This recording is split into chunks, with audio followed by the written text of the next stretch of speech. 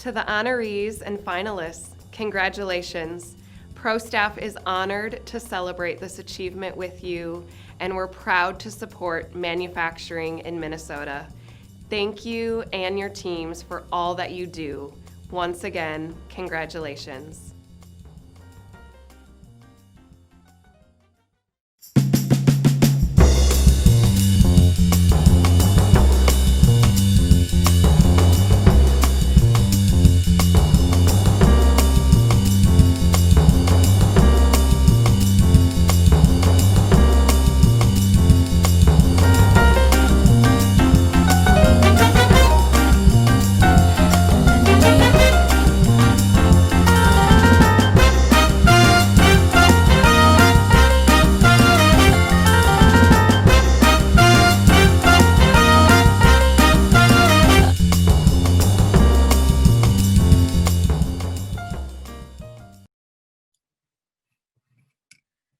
Good afternoon and welcome to Twin Cities Business Manufacturing Excellence Conversation Series. I'm Allison Kaplan. I'm the Editor-in-Chief of Twin Cities Business. I hope the sound is good. It's September 1st. It's back to school week at my house, maybe yours too. So we're all battling for Wi-Fi and we'll do our best to get through. We're so glad you joined us today to spend part of your lunch hour. Today is the 5th event in our 5-week series that's highlighting recent achievements, strategies, responses to COVID-19 of all of our Manufacturing Excellence Award recipients who are featured in the current issue of the magazine, the August-September issue. For those of you joining us today, feel free to use the comment section in the lower portion of your screen. You can ask questions, you can post them, you can comment, and we'll try to incorporate all of that into our quick but impactful conversation. Before I introduce you to today's guests, I want to briefly thank our sponsors, PNC Bank, Pro Staff, and Ware Technology Services. We couldn't do this without you. Also want to mention our industry partners, Minnesota Precision Manufacturing Association and the Manufacturers Alliance, as well as our video production partner, Studio 120. And now, I'd like to introduce John Schwanke. He's the president of Lakeview Industries. Hi, John. Hi, Allison. Thanks for being with us today. Let me tell everybody a little bit about you before we dive in. John became president of Lakeview Industries in 2017. He had a vision for growth. Creating a new leadership team directed by John has led to sales nearly doubling in just 4 years. During this time, Lakeview Industries also relocated to Carver, Minnesota, where the small business currently manufactures parts made for rubber, plastic, and foam for more than a dozen industries. John expects to see additional growth for Lakeview as more capabilities come online in just the next 12 months. John is a native of Minnesota and lives with his wife in Minneapolis. So John, where are you today? Are you in Carver or are you in Minneapolis? Today I'm in Carver. Okay. What is happening there? Is your team all working on site? Are you manufacturing around the clock? Paint a picture for us. Well, yes, we have most of our staff here. We do have most people who can work from home doing so. And, you know, a hybrid of some days working from home, some days coming in the office, trying to keep the collaboration process going with our internal staff. And of course, production-wise, those folks unfortunately did not get the opportunity to work from home, so they're here every day. Right. John, this year we did something a little different with our Manufacturing Excellence Awards. We wanted to recognize companies like yours that responded so quickly and effectively to the COVID-19 pandemic. But before we dive into talking about that and taking you back to March, tell us just overall a little bit about what you're doing. I know you're forecasting a lot of growth and just sort of where your place is in the manufacturing industry in Minnesota. Yeah, before going back to March, you know, the first quarter was looking to be a little bit less than the first quarter of last year. For us, most of our customers were in a little bit of a, I wouldn't use the word recession yet, but they were not up to the levels that they were during the first quarter of 2019. So we were already seeing some slowdown in some of the industries that we work with before COVID hit. Since then, there's been a very strong recovery. Almost all of the industries that we work with have seen some growth now that's leading into the third quarter. And the rest of 2020 looks fairly, I guess at this point, strong. Well, that's good to hear. So let's go back to March. I know you were saying earlier, it feels like it was about 2 years ago. I think a lot of us are feeling that way. March was a tough month for a lot of reasons. As I mentioned, we were concerned that with COVID hitting, almost every major customer that we sell to was putting plans together, contingency plans, or even real plans of slowing down, shutting down facilities around the United States, and looking at their supply chain, with Lakeview being one of them, as a person who needs to slow down production, but also maybe have unknown future. It was pretty scary. We heard from numerous customers they were going to be closed for 4 weeks, maybe 8 weeks. Nobody could predict what was going to happen next. So it was really hard for our team and for our business to communicate that not only to our employees, but to our vendors as well, that, hey, everyone's hitting the brakes. We don't know what's going to happen next. So is that how you got into shield production? Were you looking for something to replace or to compensate for a slowdown? Well, the reason we got into the shield business was I was watching the Minnesota governor at the conversations he'd have daily, because I was working from home, trying to understand what's going to happen. Are we going to have to close our business? Or is the government going to say to all companies, you need to stay home and everybody stay home? So that was my main reason for watching the daily news shows. But my wife and I would have conversations during the evenings and during the day itself about, hey, they need PPE. We can make this stuff. So I knew that we could make the face shields. I just didn't know how to sell the face shields. We don't have the same customers that right now that buy that product. And so as my wife, Kathy, said to me, you've been talking about this for a week. Why don't you do something about it and make those things? So what were the steps for you? I know there was a lot of collaboration and conversations that happened. How did you get up and running? And this was different for you in that you were producing a complete product versus parts for other people's products, right? Right. We typically don't make consumer products. We just make components. So it was different for us. We contacted our city, and our city put us in contact with our state representative. We met with our state representative, Mr. Nash, and said, hey, we need help. Can you help us figure out how to sell these things? And it all happened within 24 hours of that initial contact. He had some names of people that we could sell to. We connected with them, and then it became just other companies needed the same help, and our word got out, and the next thing you know, we're making face shields within a week. Amazing. What was the process? Because on top of manufacturing something new, you're also trying to keep your team safe and deal with the fact that we're in the midst of a pandemic. So how did you do that? I mean, in terms of, set the setup at your manufacturing plant?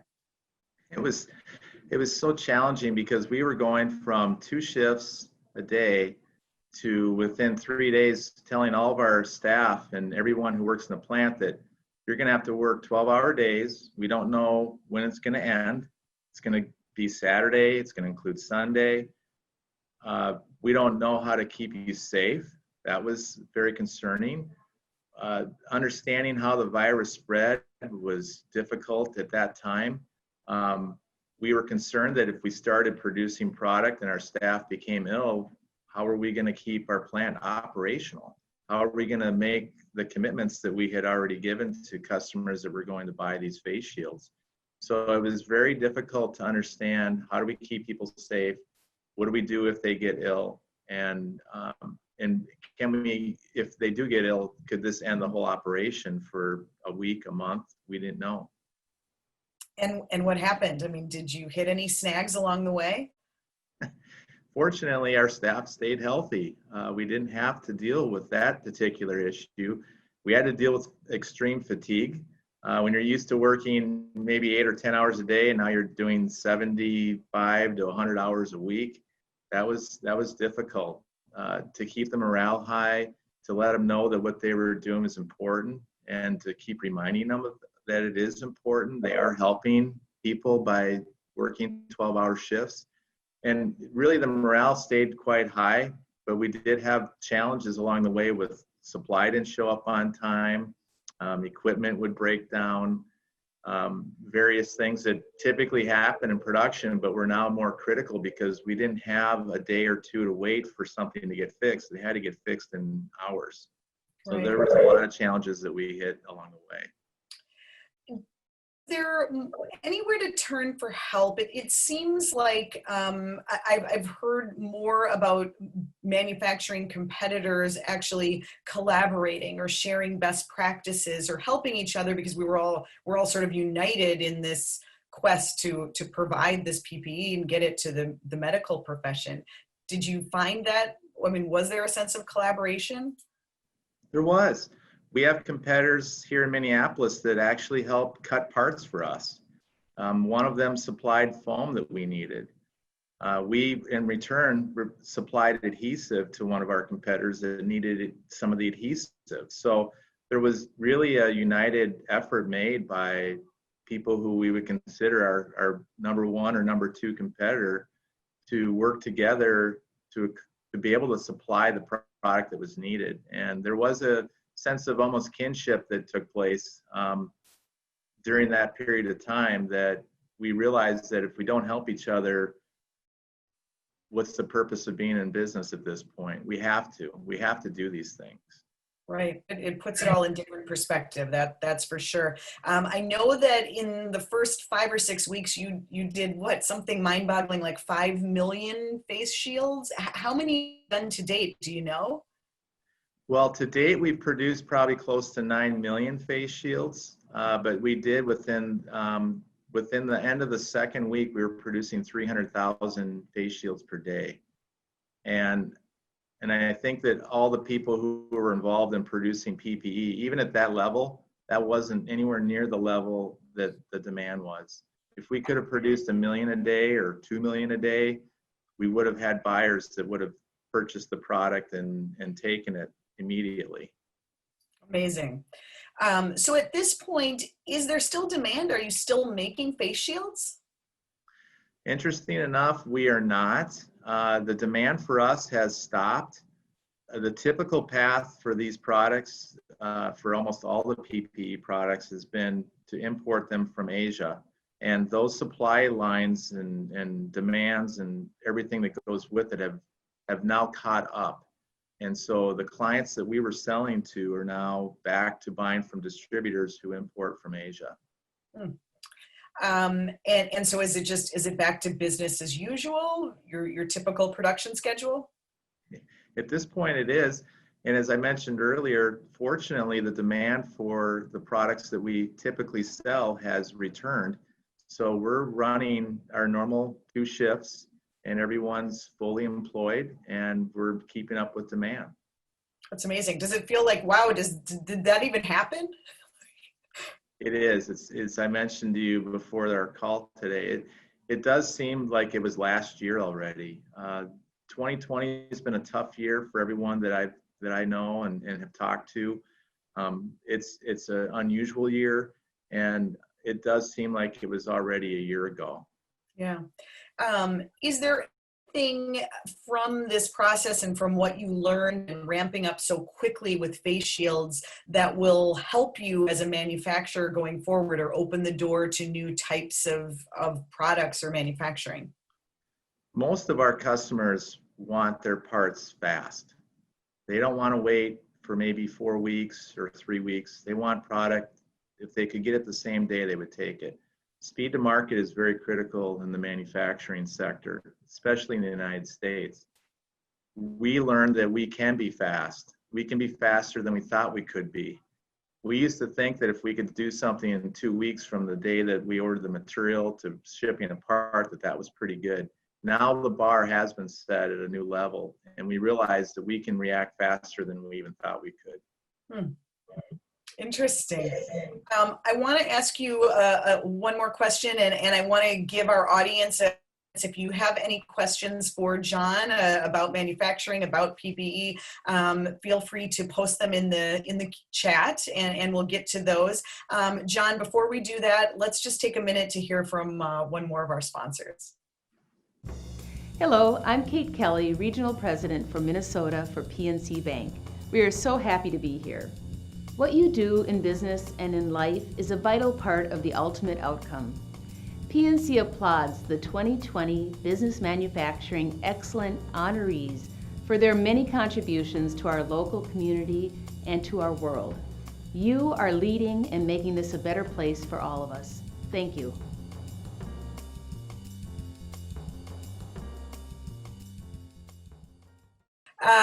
John, thank you for joining us today and for sharing this story. It's really just amazing what you were able to pull off in such a short time.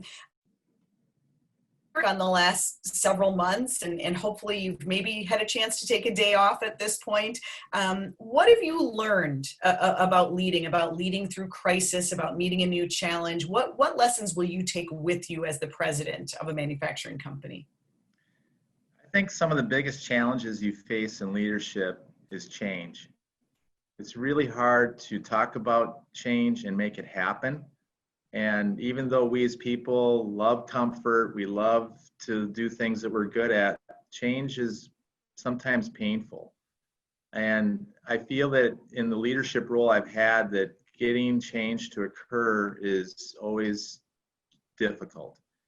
What I learned in COVID was we didn't have time to think about it. We didn't really have a lot of time to plan for it. We just had to do it. And doing it was a lot of change. It was change in how we normally would do things. Everything was backwards. We produced products before we had orders. We bought material before we had secured anything with any customer. All of it was backwards.